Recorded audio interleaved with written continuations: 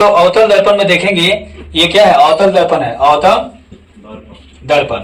अब ये अवतल दर्पण में हम लोग देखेंगे अभी कि कैसे a बराबर r/2 होता है। ठीक है, तो चलिए यहाँ पर जैसे आपको दिया गया चित्र दे दिया गया। अब देखिए यहाँ पर चित्र में ABC जो है, ABC जो है यहाँ पर I और यहाँ पर CBF यहाँ पर क्या हो गया, R हो गया।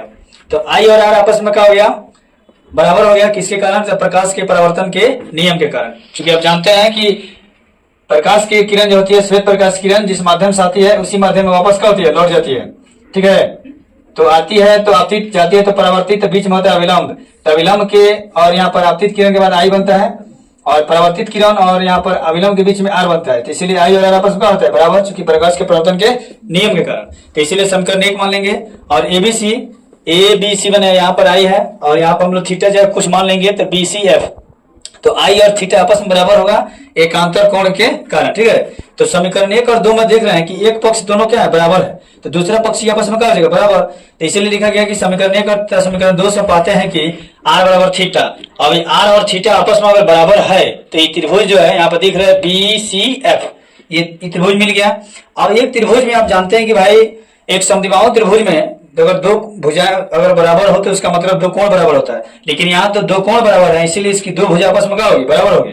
तो इसके सामने वाली भुजा CF होगा और इसके सामने वाली भुजा BF होगा। ठीक है, तो CF और BF आपस में बराबर होगा, क्योंकि नियम होता है कि बराबर कोणों के सम्मुख भुजाएं क्या होती है, बराबर होती है। ठीक है, और इसी नियम से, लेकिन यहाँ पर देख रहे हैं भैया BF जो है कुछ नहीं है, तो इसलिए B को P पर आना पड़ेगा। तो इसलिए जैसे B जो है P पर आएगा, काफी नजदीक आएगा, तो यहाँ पर PF हो जाएगा। और PF क्या होता है, फोकस दूरी होता है, और PC क्या होता है, इसकी वक्रता त्रिज्या होती है, प्रधान अक्ष बोलता है। ठीक है, इसलिए यहाँ पर लिख देंगे CF और BF, तो BF की जगह PF हो गया, क्योंकि B चलाया कहाँ हुआ, P पर।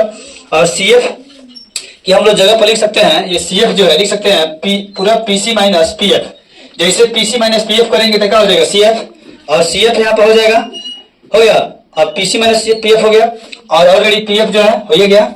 तो आपका PC जो है, टोटल PC क्या है, एक प्रधान अक्ष है और वक्रता केंद्र भी है टोटल, और दो फोकस दूरी मिलता है तो वो वक्रता त्रिज्या मिलता है। ठीक है, तो यहाँ पर R हो गया और ये छोटका हो गया आपका फोकस दूरी, फोकस और दर्पण के ध्रुव के बीच की भी दूरी फोकस दूरी, और ये फोकस दूरी, ये माइनस में तो प्लस में चला जाएगा, R बराबर 2F हो जाएगा।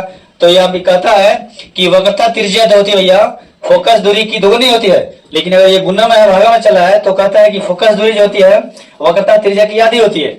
यानी कहने का मतलब अकेले जो है, यहाँ से आपको बता दें कि ये पूरा क्या होता है R, और ये अकेले बोलता है F, तो ऐसा, और ये आपस में क्या होता है, बराबर। तो इसीलिए ये भी हुआ, तो एक R अगर वक्रता त्रिज्या में देखा जाए तो दो को फोकस दूरी होता है, इसीलिए कहता है कि R बराबर 2F, नहीं तो ये अकेला जो F अगर F होता है तो टोटल वक्रता त्रिज्या क्या होती है, आधी भाग है। ठीक है, तो इसीलिए